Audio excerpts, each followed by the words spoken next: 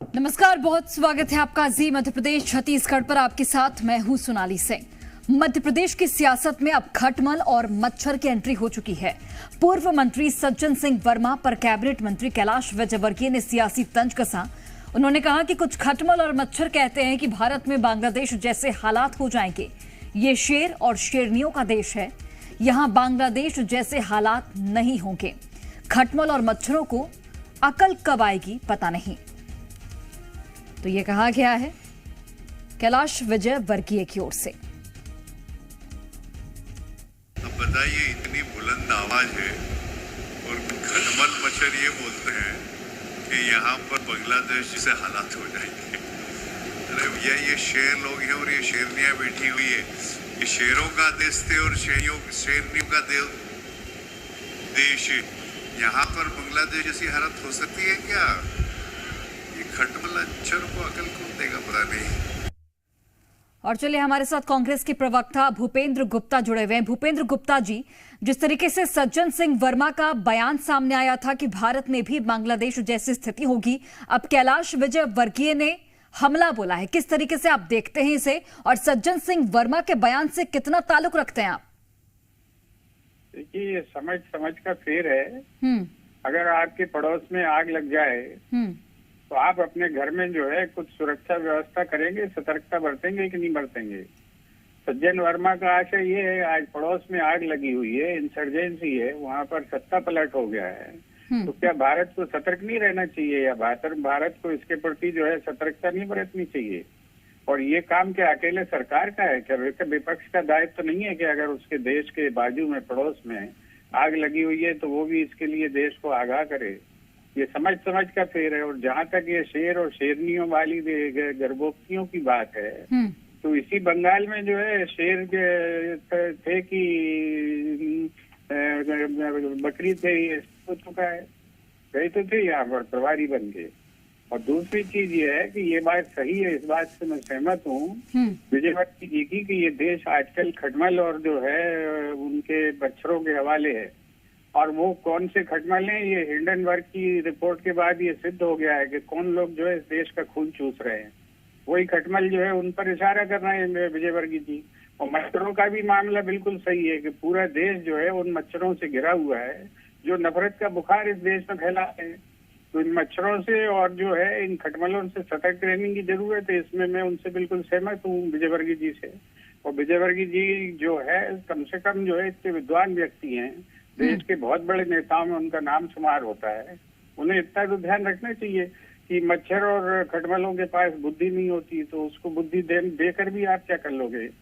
आप जो है जो लोग खून चूस रहे हैं इस देश का, वो खून चूसते रहेंगे, और जो मच्छर जो है नफरत का बुखार फैला रहे हैं वो फैलाते रहेंगे।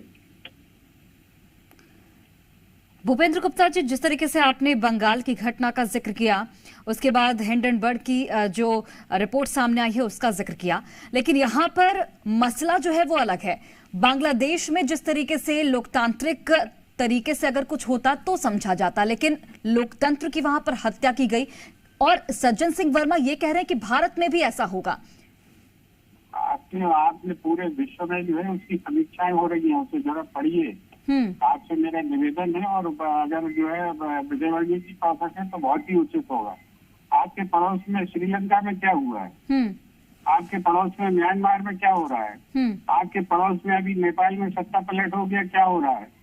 इस पर क्या जो है नजर नहीं होनी चाहिए? इस देश के अंदर विपक्ष की या प्रतिपक्ष की, दोनों की, सरकार की भी नजर होनी चाहिए। ठीक है, भूपेंद्र गुप्ता जी, नेहा बग्गा जी हमारे साथ जुड़ी हुई हैं भारतीय जनता पार्टी का पक्ष रखने के लिए। नेहा बग्गा जी, कैलाश विजयवर्गीय का ये बयान कि मच्छर और खटमल से यहाँ पर तुलना की गई है सज्जन सिंह वर्मा की, और सज्जन सिंह वर्मा ने जो बयान दिया था उसको आप किस तरीके से देखती हैं कि बांग्लादेश जैसे हालात भारत में होंगे, ये उनकी ओर से कहा गया था?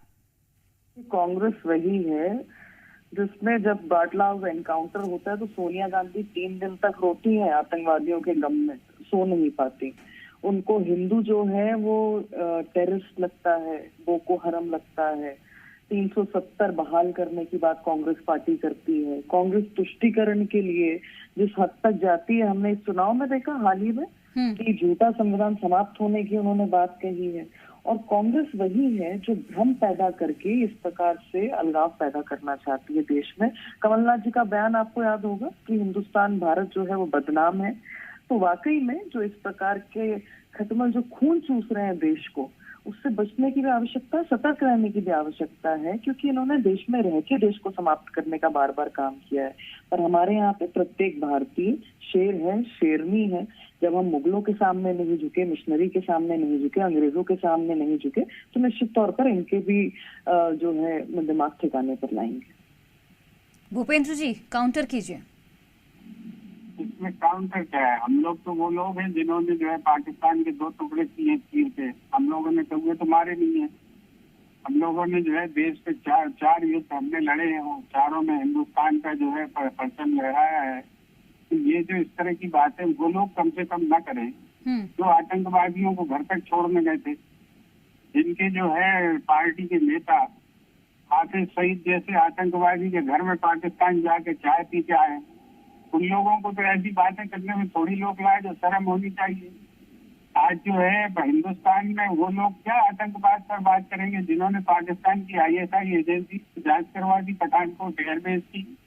इनसे कोई लाज है? इस पर ये जरा बयान दे दें, स्पष्टीकरण कर दें कि क्यों कराई थी जांच, तो हम इनको जाने। और ये भी बता दें कि हाफिज सईद के यहाँ पर जो है हमारे वेदक जी जो है चाय पीने क्यों गए थे पाकिस्तान में सरकारी दौरे में। इसका जवाब ये दे रहे हैं। इनका क्या रिश्ते हैं यहाँ पे सईद से और आतंकवादियों से, इसका जवाब देंगे। और क्यों घर तक छोड़ने गए थे उस आदमी को जिसने जो है भारत की पर हमला किया था, इसका जवाब ये दें। फिर ये आतंकवाद की बातें करें तो अच्छी लगेंगी। ये है देश का राष्ट्रवाद जो है किसी के घर गिरवी नहीं रखा हुआ है। ये भाजपा को ऐसा लगता है कि इन्होंने जो है राष्ट्रवाद का अपहरण कर लिया है।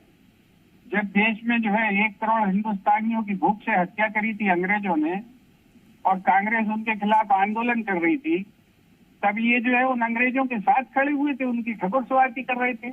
ठीक है, 1 करोड़ लोगों को धूप से मारा है उन्होंने। नेहा बक्का जी से जवाब ले लेती हूँ। नेहा बक्का जी, हाफिज सईद का जिक्र कर रहे हैं भूपेंद्र गुप्ता जी, और साथ में एक क्वेश्चन मैं ये ऐड कर देना चाहती हूँ कि कांग्रेस का ये कहना है कि जो पड़ोसी मुल्क है हमारा, जैसे बांग्लादेश या फिर श्रीलंका, वहां अगर ऐसे हालात बन रहे हैं तो उससे सीख लेनी चाहिए भारत को कि भारत में ऐसे हालात नहीं बने, और सज्जन सिंह वर्मा यही कहना चाहते थे। इस पर क्या कहेंगे आप?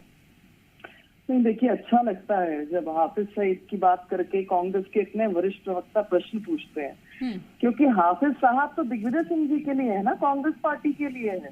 आतंकवादी मरते हैं तो सोनिया गांधी रोती है, कोई और थोड़ी ना रोता है।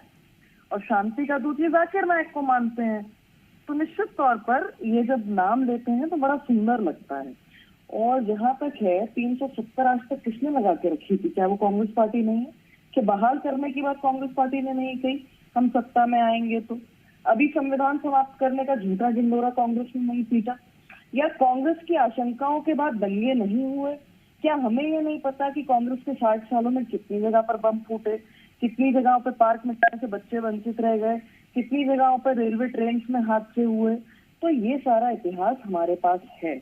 और कांग्रेस पार्टी की मंशा, कांग्रेस पार्टी की जो योगदान है, क्या देश ने विभाजन की विभीषिका नहीं सहन की? लाखों महिलाओं की आबरू लूट ली गई, बच्चों के कत्ल कर दिए गए, उनका जो जीवन में अपन का जितना संसाधन था वो लूट लिया गया। क्यों? केवल सत्ता की ललुपता के लिए? जिस प्रकार से देश का बंटवारा किया वो हमारे सामने है। तो कांग्रेस के योगदान सबने देखा है।